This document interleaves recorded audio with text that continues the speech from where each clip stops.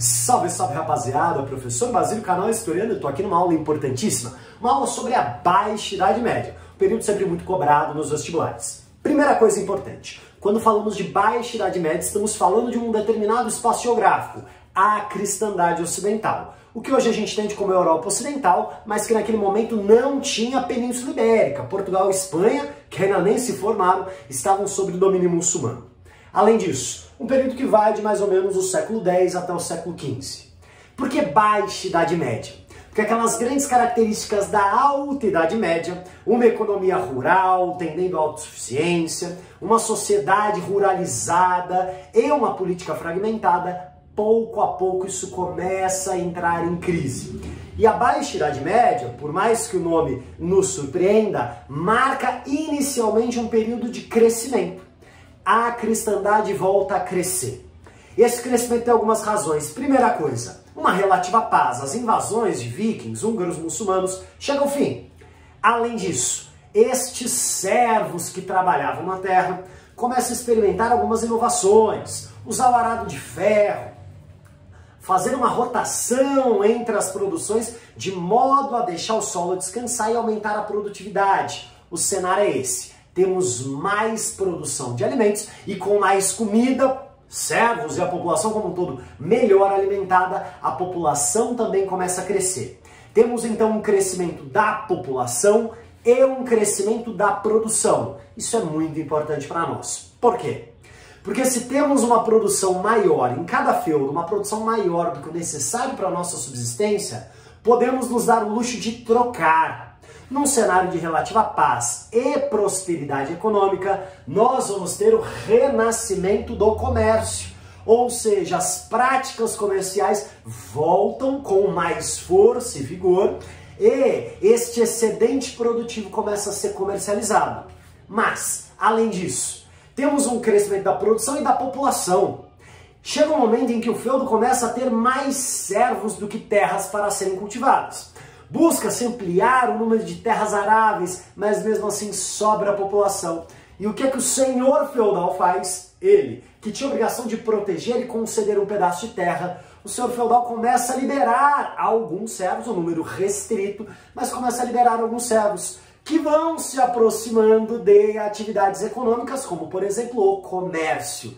Meus caros, estes servos que dedicam-se ao comércio, alguns servos que vão se dedicar ao artesanato começam a se encontrar em alguns entrepostos comerciais. Volta a ter uma forte importância às cidades. Então nós temos um renascimento do comércio e também um renascimento urbano. Isso é muito importante. Lembremos, a cidade medieval, diferentemente da cidade antiga, não é um centro político. Não é como Atenas, Esparta, Roma, não. A política permanece fragmentada nas áreas rurais, nas terras dos senhores feudais. Mas a cidade medieval vai ser um centro econômico, um centro de comércio, um centro de artesanato e também um centro de finanças. A cidade começa a ser um espaço bastante enriquecido, mas perceba, nesta sociedade ter dinheiro não significa ascensão social. Esta é uma sociedade cujo lugar social vai ser determinado pelo seu sangue e pelo seu nascimento. Então, mesmo estes comerciantes que começam a murar as cidades, e estes muros chamam-se burgos, os habitantes das cidades, os burgueses, apesar de ter uma certa condição econômica, não têm prestígio social. Mas algo importante começa a acontecer nas cidades. O nascimento de novas mentalidades. Uma mentalidade de valorização do trabalho, uma mentalidade que vai utilizando a razão e a racionalidade de forma muito prática e utilitária. Não é uma razão abstrata, mas é uma razão que está ali matematizada, porque em última instância é uma razão que visa o acúmulo. As cidades são um centro de produção, de comércio e de acumulação. Mas lembremos, não tem poder político. Começa então a se desenvolver uma nova mentalidade que ainda é marginal, ainda é periférica, mas algo novo está surgindo nestas cidades medievais. Muito bem, a cristandade está crescendo em população, em produção, mas lembremos, não cresce apenas o número de servos camponeses, cresce também o número de nobres. cuja função social é a guerra. Mas não tem guerra, as invasões acabaram. Então perceba, tá nascendo uma galera que nasceu para lutar e não tem luta. O que começa a acontecer? Os nobres, os filhos dos senhores feudais, começam muitas vezes a brigar entre si. Guerras, torneios, uma série de conflitos internos à cristandade. Está faltando terra para o nobre ser senhor. Então como resolveremos este problema? O Papa Urbano, no século XI, vai dar uma solução. Vamos fazer uma guerra. Ao invés de lutarmos contra nós, porque todo reino que contra si mesmo luta se divide, vamos lutar contra os infiéis, contra os muçulmanos que estão na Terra Santa. Meus caros, vamos ter num processo de expansão as cruzadas. Perceba, o objetivo fundamental das cruzadas, pelo menos discursivamente, reconquistar Jerusalém, reconquistar a Terra Santa. Mas, ao mesmo tempo, é um escape para uma nobreza que precisa de terras. Ao mesmo tempo, é a afirmação da igreja e do papado como a grande instituição desta cristandade. Ao mesmo tempo, é o Papa querendo se impor sobre o Império Bizantino, sobre a Igreja Ortodoxa. Falamos isso nas aulas anteriores. Então perceba, é a igreja mostrando todo o seu poder e iniciando uma guerra santa. Muito bem, as cruzadas vão rumo a Jerusalém, a nobreza está reunida sob o comando papal, tomam Jerusalém, mas rapidamente perdem. E aí nós vamos ter uma sucessão de cruzadas e cruzadas e cruzadas e cruzadas, mas quando a cristandade chega em Jerusalém, ela tem contato com certas mercadorias vindas do Extremo Oriente, a qual a Europa já não conhecia, já não tinha contato há séculos. Algumas especiarias vistas como medicamentos, vistas como capazes de alterar os humores e a fisiologia do corpo, produtos raros e valiosíssimos, produtos que vão chegar no mundo europeu e estarem associados à distinção social de uma fina nobreza. Meus caros, não era o objetivo inicial das cruzadas, mas as cruzadas acabam por promover a religação comercial da cristandade europeia com o Extremo Oriente, com as especiarias do Oriente.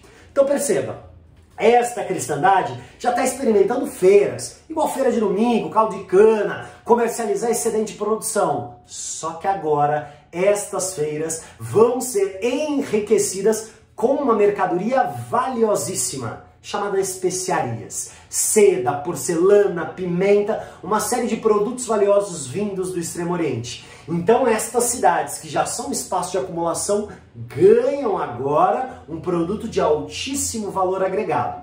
O grande espaço de comercialização e revenda das especiarias são as cidades italianas, as repúblicas italianas, Gênova, Veneza, Florença, etc. Muito bem. A cristandade então está vivendo o seu crescimento e a sua expansão. Mas tudo que é bom dura pouco, e a cristandade experimentará um momento de crise a partir do século XIV. A chamada crise do século XIV. Os 4 cavaleiros do Apocalipse chegam sobre a cristandade: a peste, a fome, a guerra e a morte. Que crise é essa? Primeiro, peste negra. Peste bubônica, uma epidemia trazida do Extremo Oriente nos navios comerciais que desembarcavam na Península Itálica. Uma doença da pulga do rato que se alastra rapidamente sobre a cristandade. Primeiro nos centros urbanos, mas rapidamente se espalham por toda a Europa cristã. Meus caros, a peste bubônica. E por que bubônica? Porque ela começa a estourar algumas bolhas escurecidas, sua carne começa a apodrecer por dentro por meio desta doença. A peste negra mata 1/3 da população europeia.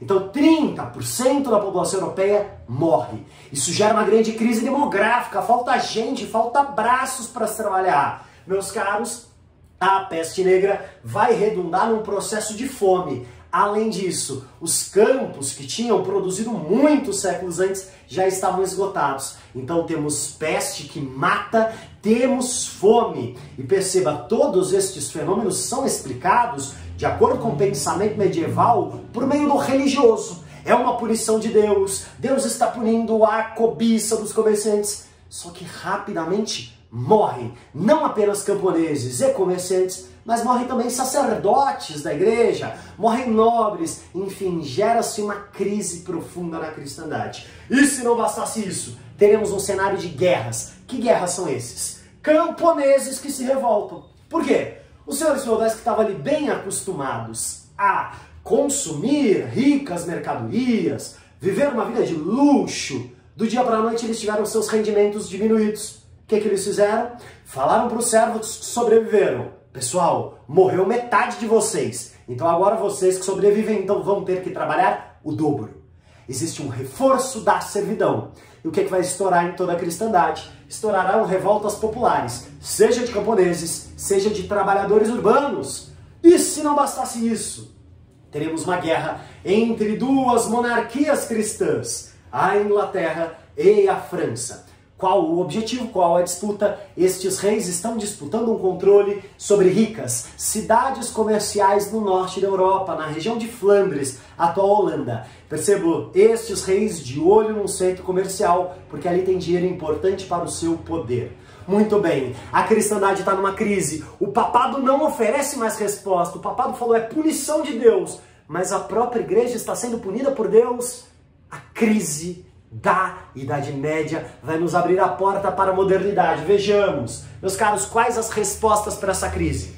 Diante de tantas revoltas camponesas, é necessário um poder forte e centralizado, capaz de conter os camponeses e restaurar a ordem para os senhores, para a nobreza proprietária de terras. Não por acaso o rei verá nisso uma oportunidade para centralizar o seu poder. O rei vai falar: nobreza, eu vou tomar de vocês o direito de fazer leis, de cobrar impostos, de ter exército, mas em troca manterei os seus privilégios, os privilégios de explorar a mão de obra de trabalhadores. Existe um processo de centralização do poder nas mãos reais. Ao mesmo tempo, viveremos na cristandade um processo de expansão marítima.